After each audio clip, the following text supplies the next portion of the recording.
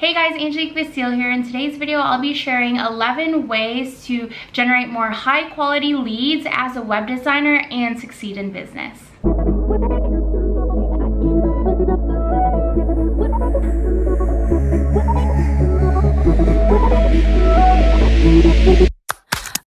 Now, before I jump into the goods of this video, I just wanted to let you guys know about the free workshop we have going on where we are giving out the exact strategy on how this 62-year-old woman was able to make $160,000 in just 90 days. So if you're interested in learning more, make sure you check out the free link in my description. So you're looking to grow your web design business, but maybe you don't know exactly where to start. Or maybe you already have some client experience under your belt, but sometimes when you get on sales calls, you freeze. In this video, I will be sharing 11 ways to generate more high quality leads as a web designer so you can succeed in business. As a career designer and marketeer, I know firsthand what it's like to jump on a sales call, especially when you're starting off and feeling like this person is just not going to cut it for me. When it comes to finding clients, it has to be kind of like a compatibility match, right? You want to make sure the client wants to work with you, but also you want to work with the client. It makes the project so much more enjoyable. So if you could figure out a way to actually generate more high quality leads, it may actually transform your enjoyment for your business as a web designer and also make your work a lot more exciting. Figuring out a way to actually generate high quality leads allows you to build a really strong foundation for your web design business over the long term. So first things first, you'll want to create a game plan for your business. Now, I know that sounds very cliche and very basic, but it's so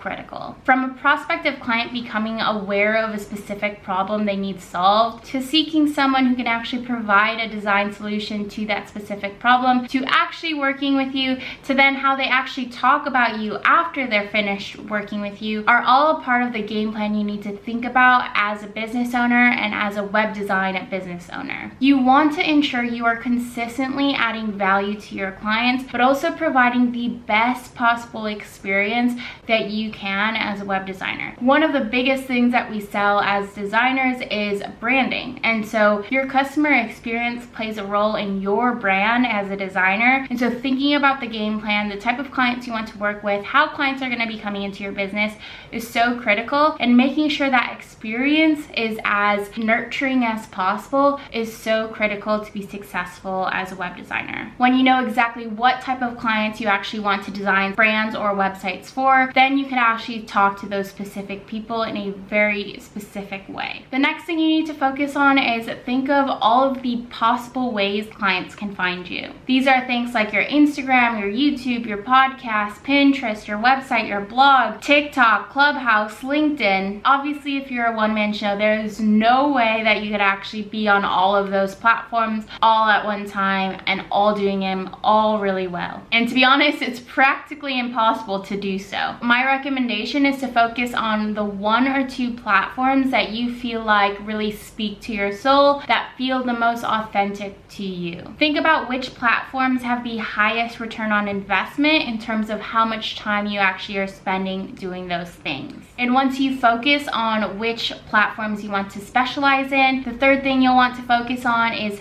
getting your work out into the actual world. Design is obviously one of your strong suits, so ensuring your portfolio is easily visible to the public eye is so critical. This makes platforms such as Instagram and Pinterest a really big game changer because those are the two platforms that really have a visual user experience. If you like to write, you can even consider starting a blog where you educate people on things like why design is important in business, or why someone should hire a custom-built website versus a template, or even the purpose of branding on a packaging design. There are so many little nuggets of information that prospective clients can find valuable, so if writing is your strong suit, then maybe considering starting a blog is something you should think about. Essentially, the biggest goal is to find strategic ways for you to actually get your brand into the world so that your soulmate clients can easily find you, but also easily know what type of clients you work with. If you are a designer that specializes in health and wellness brands and that's visually shown throughout your portfolio, someone who's a fitness coach might reach out to you because they see other brands brands that you've created in their same space. If you primarily focus in the health and wellness design industry, someone who is a startup tech blockchain company might not necessarily feel like a health and wellness designer is aligned with a new age tech company. So making sure you have your niche and specializing in that area is super critical. Once you focus on one industry, your past clients will then share your work for free within the industry. Slowly but surely, you'll then become a name within that industry. So that makes it really easy, especially if you focus on one niche. The next thing you should focus on is actually building your email list.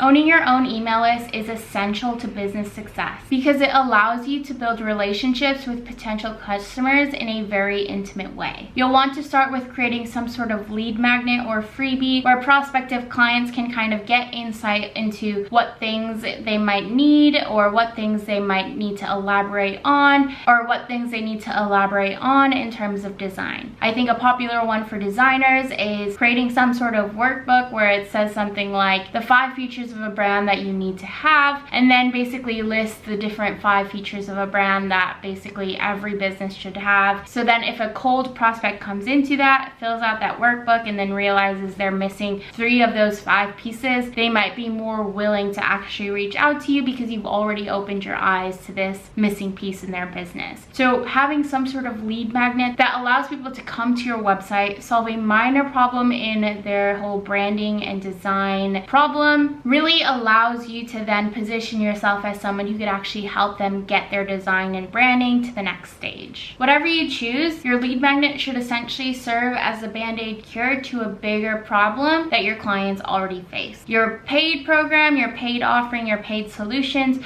should be the full-on cure to their problem, whereas the free lead magnet is just a band-aid fix, at least for the moment. The next thing you should prioritize is that whatever social media platform you're on, you should always make sure you're calling your clients to action. Whether it's to download your freebie, check out your webinar, join your free Facebook group, send you a DM, respond to an email, or simply just comment and engage on your latest Instagram post, you need to ensure everything that you write, every video that you create, every TikTok that you create has some sort of call to action that funnels people back to your services as a designer. The more your audience engages with you, the more they'll be reminded that you exist, and the more they'll be reminded that when they do come across a time where they need a design solution, you'll be first to come to mind. The next thing you need to focus on is niching down. I know I mentioned this in the beginning of the video, but it is so critical for you as a designer to niche down what type of clients you support. For example, if you know nothing about technology or disruptive tech or blockchain, it wouldn't really make sense for you to be a designer for startup tech companies. So you want to make sure that you're interested in the brands you work with,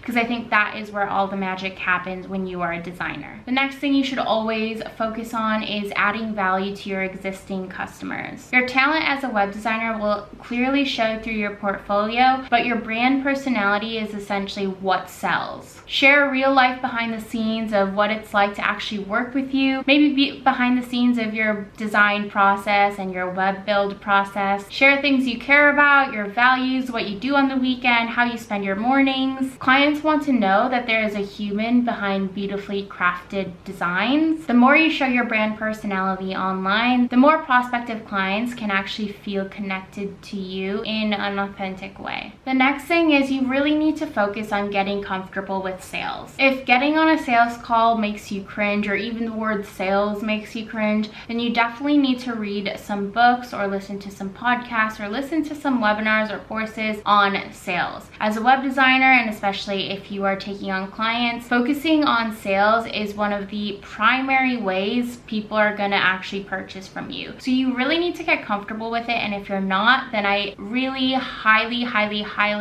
recommend you do so by educating yourself on how you could actually improve your sales process. I took a few sales classes in college, as well as did a cold calling sales job, and within that I was able to learn from some of my mentors on this whole negative relationship with sales. And if you look at it as you're actually transforming people's lives instead of selling them some sort of quick fix, then it completely changes the relationship with sales. It makes it so much more enjoyable. Again, if sales makes you uncomfortable, I highly recommend doing the work to get to a place where sales isn't so uncomfortable. Once you get comfortable with sales, you'll then need to have a very clear and concise booking system implemented throughout your website. I think a lot of times where web designers go wrong is that they actually tell people to book a call with them before the person even knows what they want. Or even if they feel like a booking system and a well thought out booking system allows you to make sure that you're only getting your calendar booked if a client is actually interested in working with you. You want to make sure that the clients booking a call are actually warmed up to your offer as a brand. Maybe they're already on your email list, they've been following you on Instagram for a while, they're part of your Facebook group, because then they already know exactly who you are, what your personality is, what you offer, and when they jump on a call, they already feel like, okay, they're taking the time out of their day to actually talk with you, and so they are trying to solve some sort of solution in their life in terms of design. So making sure you have an effective booking system and making sure that booking system is placed at the proper point in the user experience, in their user journey, is so critical, because again, it makes that entire sales process so much easier when you already know that a client who is going to be jumping on a sales call with you is pretty much just needs to be persuaded just slightly to say yes, and they're pretty much all on board with whatever the price point it is that you pitch. After clients purchase, you'll then want to prioritize the client onboarding experience. So what happens after a client buys? What happens after they say yes on a sales call? Do you walk them through the entire sales process? Do you give them some sort of onboarding tutorial? Do you add them to some sort of Facebook group, or do you send them a client welcome kit? You'll want to make sure that you have a client onboarding process in place so that when clients do say yes on a sales call, you know exactly what the next steps are.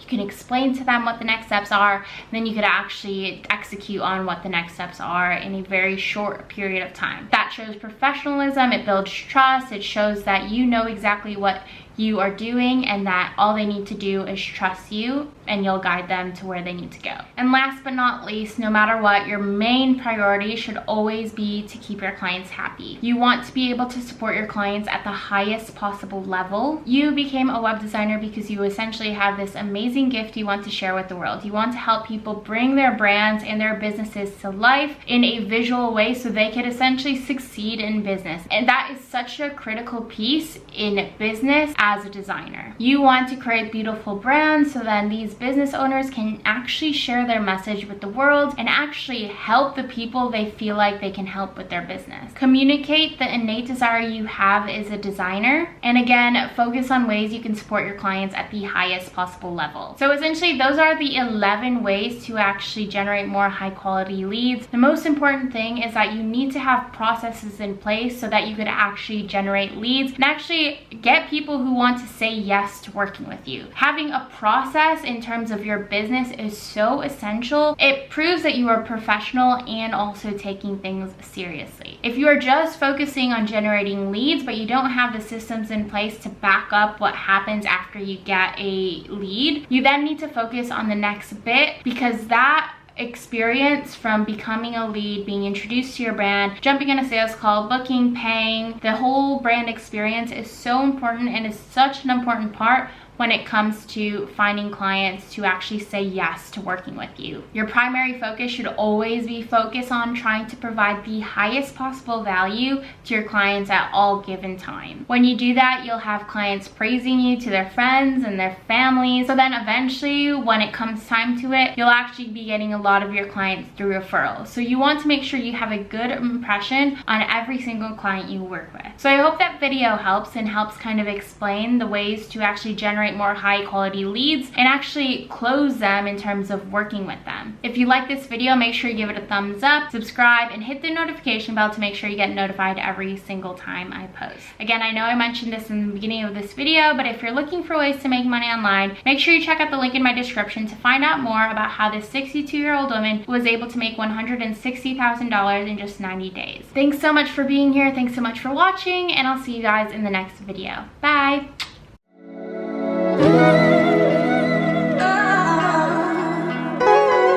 Oh,